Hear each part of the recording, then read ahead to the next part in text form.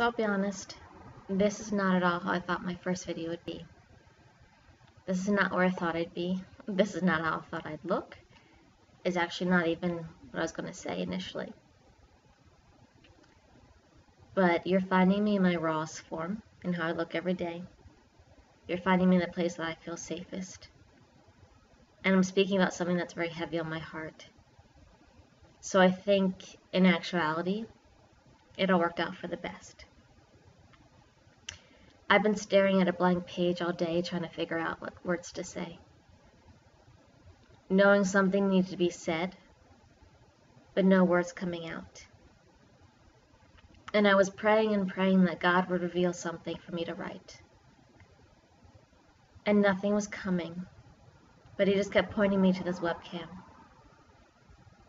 Something I've been meaning to do for about 2 years now. But I kept making up fears and excuses and reasons why not to do it. And I kind of just had enough of it today. All morning I just kept talking and praying with God to show me what to do next, because I was feeling complacent and I was feeling stuck. And of course, this is what He guides me to. I'm actually not surprised that He did. Because I know this is what will move me forward. I know this is what will break the chains. I know this is what will set me free.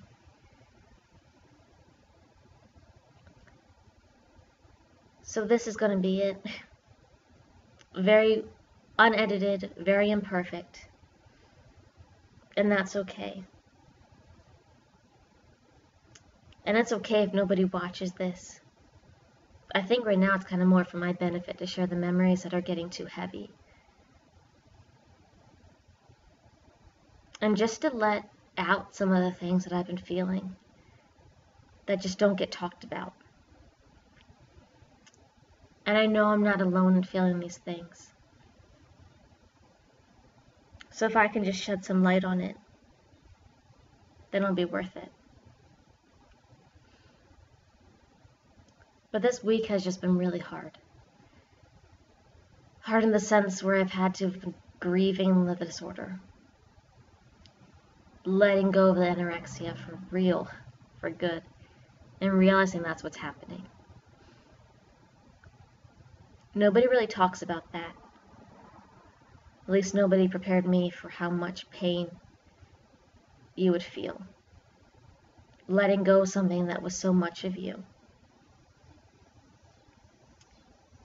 Disordered Jenna holds a very special place in my heart. 17 and a half years with her. Of living with her. And being her. And she became the security blanket. The disorder for her became a security blanket. And it's so weird to wake up every day and realizing that blanket is shrinking and is exposing more and more. And it can't hide as much anymore. And realizing that its purpose has been served. There's a great sadness in that, and there's a great fear in that. And I'm just trying to process through all of it. And I'm trying to figure out what life looks like without it, and how to live without it. I've lost many people in my life. I've lost a lot of friends, one of them being my best friend. And I've lost my sister. And this will shock many for me to say, but I've shed more tears over the loss of the disorder than I have them. Because that disorder and disordered Jenna, that became my world. Every memory I know has them attached to it in some way. Every trial, it was there. Every pain it knows. And you can say and sit here and say, well, it brought you so much pain, and it did this and that. all of that kind of gets negated when you realize how consistent it was with you and how much of it became a part of you. And you just kind of honor the purpose it served and the person it made you become. And that's something so hard to let go of that people just don't really realize. And I just want to bring some light to it. That it's a huge loss. And it puts you in a huge identity crisis of who you are and what you're meant to do. Because I never pictured my life without it. It was always going to be, if I was still alive at this age, me with a disorder. So now I'm having to let go of these dreams that I planned with it, and a future that I made with it, and create something totally different. And it just hit me, truly hit me on Sunday that that's happening. That's letting go.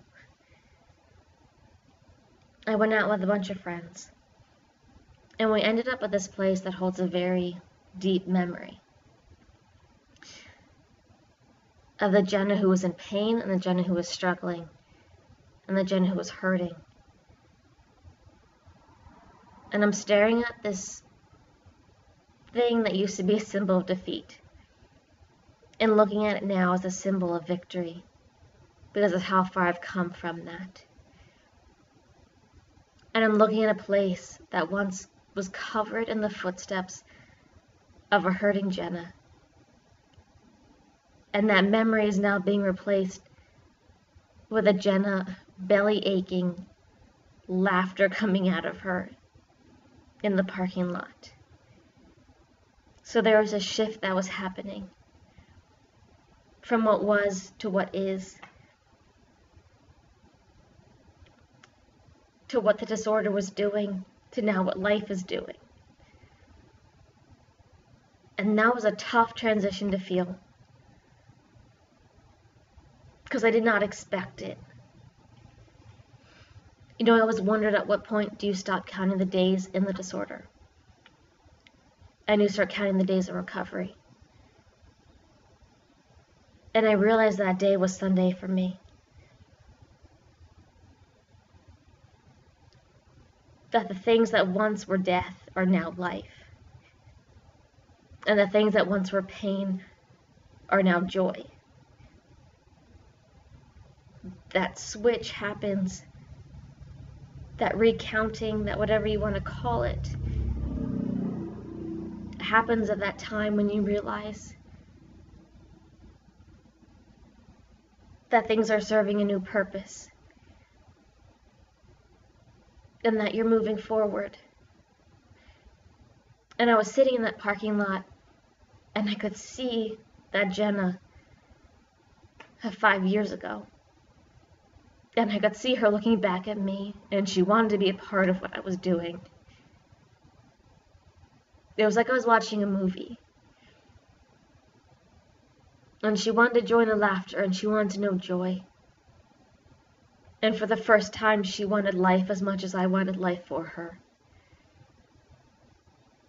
And it just hit me then that she's ready to let go. That she's tired of suffering. That her purpose is almost done. And I have to honor that, and I have to respect that, and I have to let her go. And that's hard for me, because she has meant so much to me.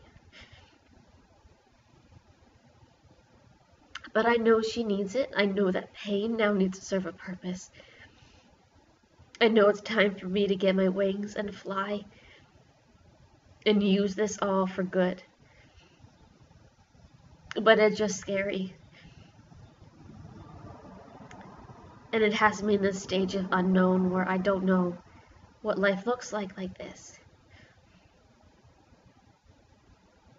So right now it's harder for the authentic me than it is for disordered me to say goodbye. But for now, I'm just going to honor that space. I'm going to honor that space of grieving and hurting.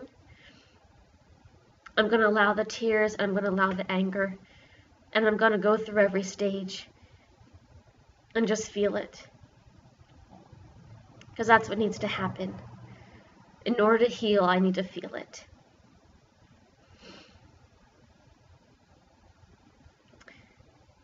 So I don't know what really that looks like. But I know it's going to be worth it. And I know it's going to bring a lot of good.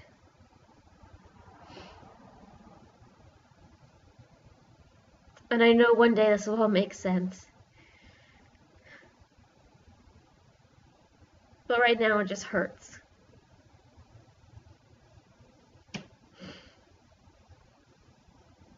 And right now there's a lot of tears. But it just shows that she meant something to me, and she created a space in my life where she meant something. And that's what I want to make sure of, is that every bad thing I've gone through, every trial has meant something. And that the let it go leaves an impact because of what it did to transform me. And she certainly has done that.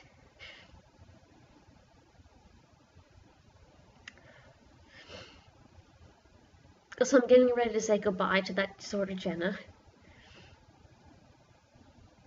And I'm getting ready for the wings.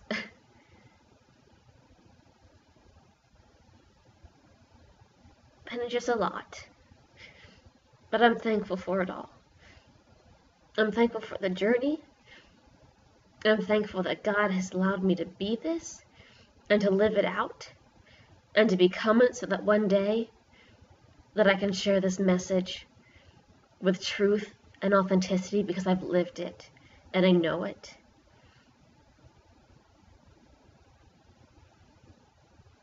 And we'll just see where it goes. But it's going to be good. And it's all going to be worth it, and I'm thankful.